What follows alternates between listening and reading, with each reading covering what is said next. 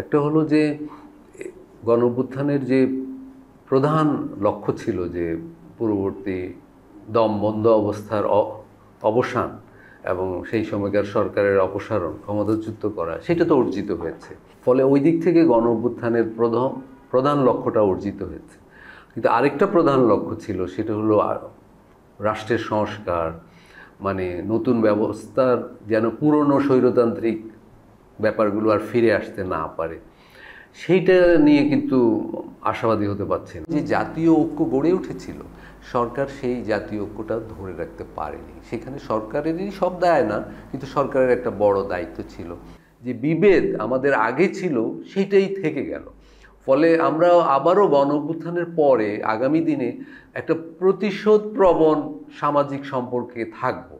কারণ আমরা অভ্যুত্থানের যারা পরাজিত পক্ষ এবং যারা বিজয়ী পক্ষ, বিচার ইত্যাদির পাশাপাশি এই দুই পক্ষের রিকনসিলিয়েশনের ব্যাপারটা কিন্তু এগোলো না। গণঅভ্যুত্থানের একটা বড় অর্জন হলো বাংলাদেশের তরুণদের রাজনীতি মনস্ক হওয়া। আগে কিন্তু তরুণরা এরকম এত ব্যাপকভাবে দেশ নিয়ে, রাজনৈতিক পরিবর্তন নিয়ে ভাবতো না, কিন্তু এখন সেটা হয়েছে। সেটা শহরে যেমন, গ্রামে, জেলা পর্যায়েও তেমন। এইটা একটা অগ্রগতি। কিন্তু আরেকটা নেতিবাচক দিক হলো এই তরুণরা কোনো একটা সঠিক রাজনৈতিক দিক নির্দেশনা পায়নি বা নিজেরাও গড়ে তুলতে পারেনি। বৈষম্য বিরোধী আন্দোলনের সাথে যুক্ত অনেক ছাত্র কিন্তু নানা ধরনের চাঁদার ঘটনায় ধরা পড়ছে, নানা ধরনের বিভিন্ন জায়গায় তদবির ইত্যাদিতে ধরা পড়ে যাচ্ছে। এইটা কিন্তু সমাজে আবার তরুণদের সম্পর্কে একটা নেতিবাচক ইমেজ তৈরি করছে। তার মানে তরুণরা একটা অরাজনৈতিক শক্তি আকারে একটা রাজনৈতিক ঘটনার ভেতর দিয়ে তাদের উত্থান, কিন্তু একটা অরাজনৈতিক অপরাধপ্রবণ জনগোষ্ঠী আকারে কিন্তু একটা ইমেজ দাঁড়িয়ে যাচ্ছে। এইটা আমি বলবো একটা নেতিবাচক দিক। এনসিপির নেতৃত্ব বা বৈষম্য বিরোধী আন্দোলনে যারা নেতৃবৃন্দ ছিল অভ্যুত্থানের পরে, তারা সঠিকভাবে তরুণ সমাজকে রাজনৈতিকভাবে দিক নির্দেশনা দিতে পারেনি। তাদের ভবিষ্যৎ খুব জটিল অবস্থায় পড়েছে। তারা যদি সঠিকভাবে রাজনৈতিক সিদ্ধান্ত নিতে না পারে ভবিষ্যতে, বিশেষ করে সামনে নির্বাচন আছে, নির্বাচনের পরেও রাজনীতি করার ব্যাপার আছে। তরুণদের হাতে অনেক সময় ছিল, তাদের অস্থির না হলেও হতো ক্ষমতার জন্য, তাদের মন্ত্রী না হলেও হতো, তাদের সচিবালয়মুখী না হলেও হতো। তারা যে গণ অভ্যুত্থানের চেতনা, স্পিরিট, সেটা নিয়ে আরও বেশি মানুষকে যুক্ত করার কাজে মাঠে ময়দানে যেতে পারতেন। এখন যাচ্ছেনও, কিন্তু ইতিমধ্যে অনেক দেরিও হয়ে গেছে এবং ইতিমধ্যে সেই তরুণ সমাজের ভিতর অনেক অপরাধ প্রবণতাও মানে দেখা যাচ্ছে। ফলে আমি বলবো এনসিপি এখনই একটা শুদ্ধি অভিযানে নামা দরকার দলটির ভেতরে।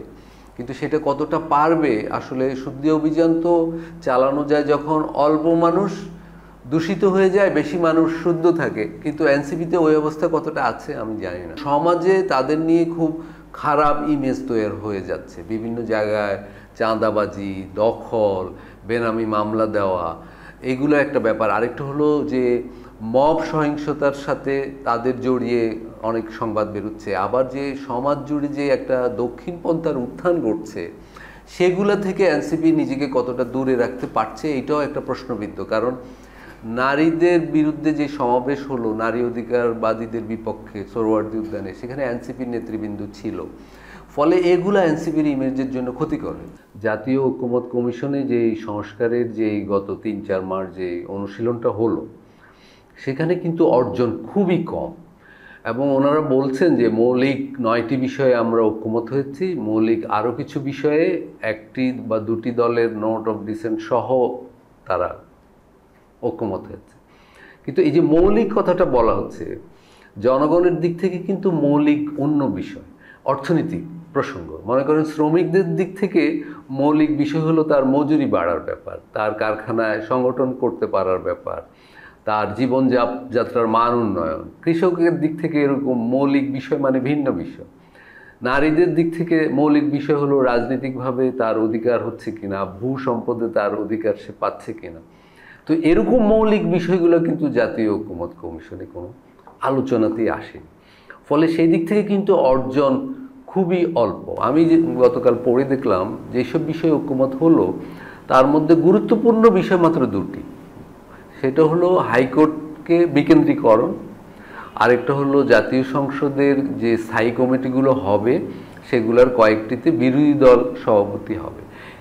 এগুলো একটা কাঠামোগত কিছু অগ্রগতি আমাদের উপরিকাঠামোতে, বিশেষ করে পার্লামেন্টে, সরকারে। কিন্তু প্রধানমন্ত্রী 2 মেয়াদে থাকবে, এটা অবশ্যই একটা অগ্রগতি, কিন্তু এতে বাংলাদেশের শ্রমজীবীদের জীবনে বড় ধরনের কোনো মৌলিক পরিবর্তন ঘটবে না।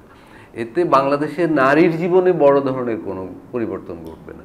সেটা ঘটতো যে, যেমন নারীরা যদি সরাসরি ভোটে 100-150 জন নারী যদি পার্লামেন্টে থাকতো, তাদের কথাবার্তার মধ্যে দিয়ে নারীর জীবনে একটা পরিবর্তন ঘটতো, বা দলিতরা যদি আসতে পারতো, শ্রমিকদের যদি জাতীয় ন্যূনতম মজুরিতে কোনো সিদ্ধান্ত হতো, সেগুলো কিন্তু হয়নি। ওই দিক থেকে গণ অভ্যুত্থানের যে অর্জন, সেটা কিন্তু খুবই অল্প।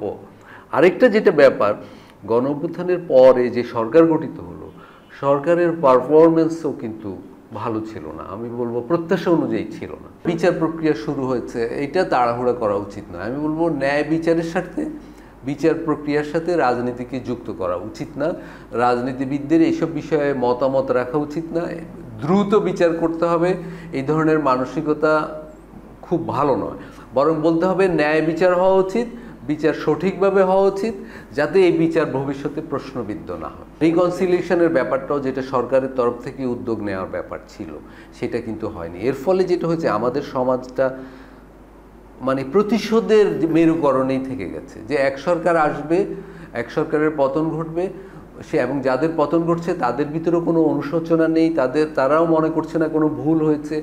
আবার তাদের নেতৃবৃন্দের বিচার আচারের বাইরে ওই ধরনের সরকারের যে বিশাল সমর্থক গোষ্ঠী থাকে, তাদের সঙ্গে নতুন সমাজের, নতুন সরকারের, নতুন রাজনৈতিক ব্যবস্থার যে রিকনসিলিয়েশন, সমন্বয় থাকা দরকার, সেটা হয় না। ফলে আমাদের সমাজে যে বিভেদবাদটা চলতে থাকে, একটা হিংসা, প্রতিশোধের সংস্কৃতি চলতে থাকে। আওয়ামী লীগের যে পুরনো নেতৃত্ব, তাদের ফিরে আসা আমি বলবো কঠিন, কারণ জনগণের কাছে তো ওনারা কি বলবেন, কি জবাবদিহি করবেন, সেটা তো জবাবদিহি করতে হবে ওনাদের। কিন্তু এখনো সেরকম কোনো লক্ষণ তো দেখছি না। আওয়ামী লীগের নির্বাচনে দল হিসেবে অংশগ্রহণের তো আমি আর কোনো সম্ভাবনা দেখি না। সরকারের দিক থেকেও যে আওয়ামী লীগের যে সাধারণ সমর্থক গোষ্ঠী, তাদের তো একটা রাজনৈতিক অধিকার আছে, নির্বাচনে ভোট দেওয়ার অধিকার আছে, তার পছন্দের অধিকার তো কেউ নিয়ে নিতে পারে না। সরকার এসব বিষয়ে কিন্তু স্পষ্ট করে আর গঠনমূলক কোনো উদ্যোগ এখনো নেয়নি আমি বলবো। ফলে অন্তর্ভুক্তিমূলক ব্যাপারটা হলো কিন্তু অপরাধীদের নির্বাচনে অংশগ্রহণ করতে দেওয়া নয়, কিন্তু সাধারণ জনসমাজকে অবশ্যই নির্বাচনে অংশগ্রহণ করার সুযোগ করে দিতে হবে। মানুষ জিজ্ঞেস করে যে নির্বাচন কি হবে, আমি তখন বলি যে হবে, কারণ নির্বাচন ছাড়া বাংলাদেশে অন্য সংস্কার কাজগুলো এগোবে না। এটা এই কারণে, নির্বাচন এবং সংস্কার শর্ত সাপেক্ষ না, কিন্তু যে দেশে গত 15 বছর একটা সুষ্ঠু অবাধ নির্বাচন হয়নি, সেরকম একটা দেশের জন্য নির্বাচন হতে হবে প্রথম সংস্কার। অর্থাৎ একে আগে মানুষকে বুঝতে দিতে হবে যে নির্বাচনটা হতে যাচ্ছে, তখন অন্য সব বিষয়ে জনগণের অংশগ্রহণ অনেক বেড়ে যাবে। এখন মানুষ ভাবছে নির্বাচন নিয়েই যখন সংশয়, তখন অন্য সংস্কারগুলো নিয়ে মানুষ আশাবাদী হতে পারছে না। ফলে আমি বলবো যে অবিলম্বে নির্বাচন হওয়া ছাড়া বাংলাদেশের অর্থনীতিও বিপদে পড়বে, বাংলাদেশের সমাজ জীবনে আরও নৈরাজ্য বেড়ে যাবে এবং আইনশৃঙ্খলা পরিস্থিতিও আরও খারাপ হবে। কিন্তু এই সরকার একটা সুষ্ঠু অবাধ নির্বাচন করতে পারবে কিনা, সেটা নিয়েও জনমনের সংশয় আছে, কারণ আইনশৃঙ্খলা পরিস্থিতি নিয়ন্ত্রণ করতে পেরেছে এই সরকার, এমন কিন্তু বার্তা নেই।